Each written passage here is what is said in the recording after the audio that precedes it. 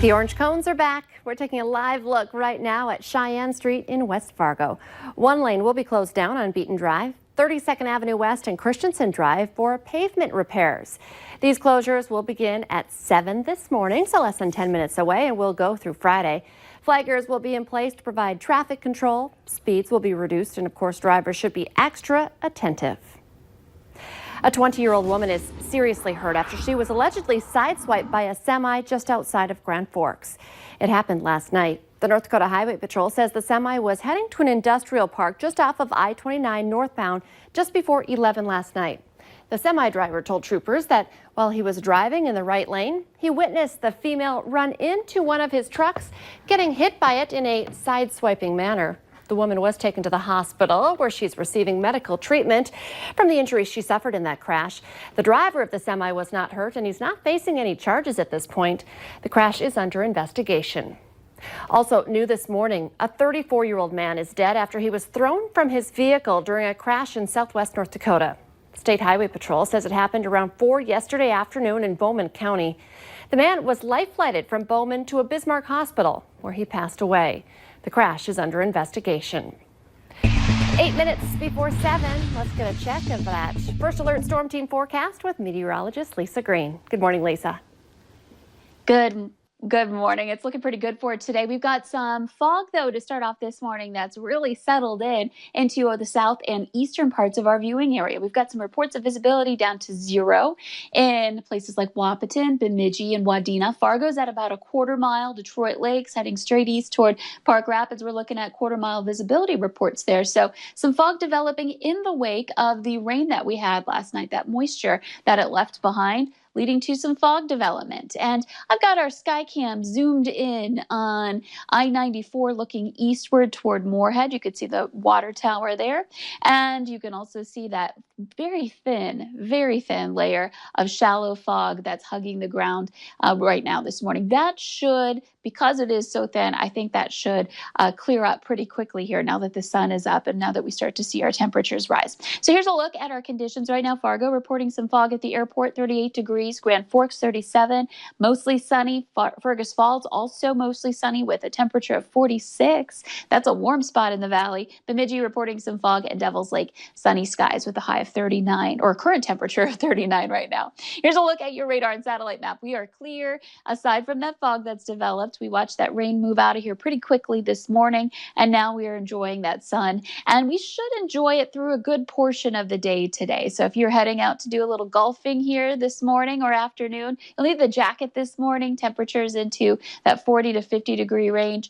And then heading into the noon hour, really starting to feel mild. The good thing here is the wind will be light. That shouldn't affect you too much out of the northwest at about 15 miles per hour. And of course, we're looking at that nice 70 degree temperature for us this afternoon in Fargo and across a good portion of the valley. Here's a look at your 2-day planner. Expect some much different conditions for Tuesday. We'll be in the 50s, chances for rain and some thunder showers. But notice as we head toward the weekend, we're warming right back up into 60s, even more days in the 70s as we head through the rest of the week with another chance for a little bit of rain and thunder on Friday. Overall low, looking and feeling pretty good, especially to start off your work week today. Of seeing more 70s anyway. We'll get through the rain. Thank you, Lisa.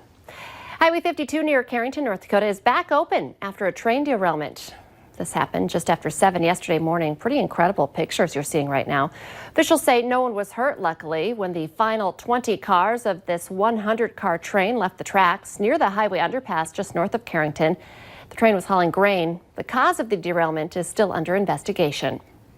The Clay County Sheriff's Office is still investigating what's being called a serious incident in Barnesville.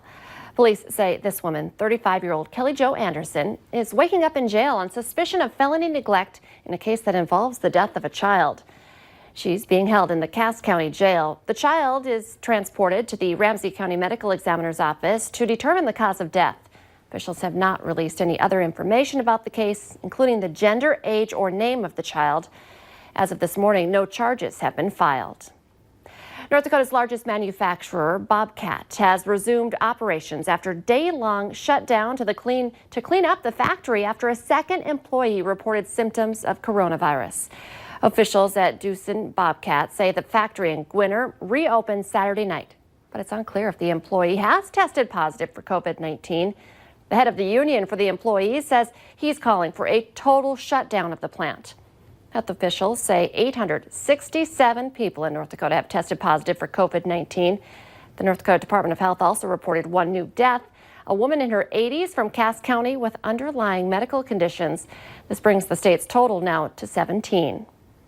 Over 1,000 people were tested for COVID-19 on Saturday at the Fargo Dome.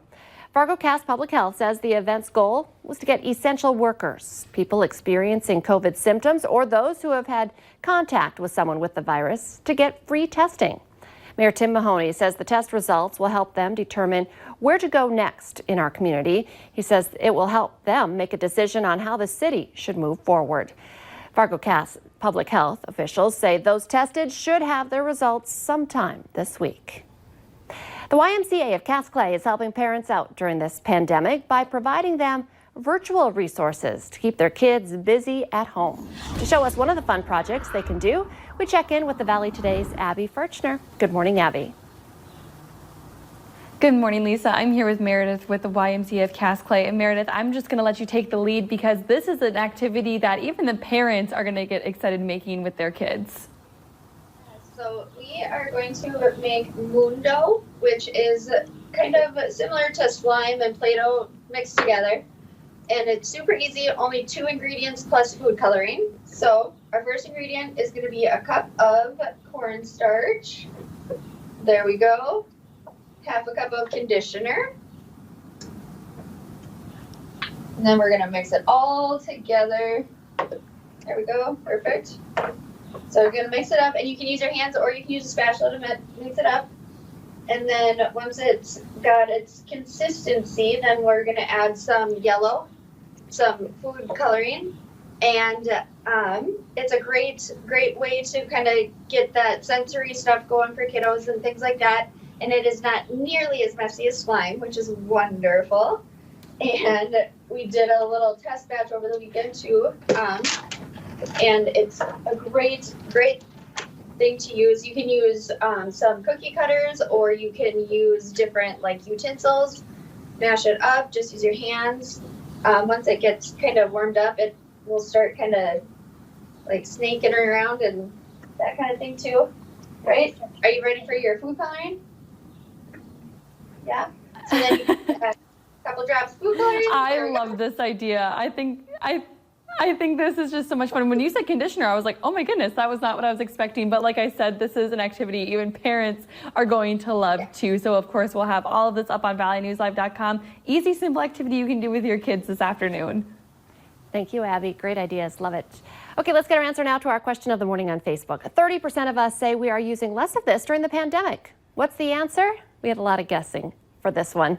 The alarm clock, because you don't need to be anywhere. Just stay home. Remember, here on the Valley Today, we want to thank you for tuning in to watch our coverage. And we want to assure you that we are working hard to make sure you are staying informed during this COVID-19 pandemic.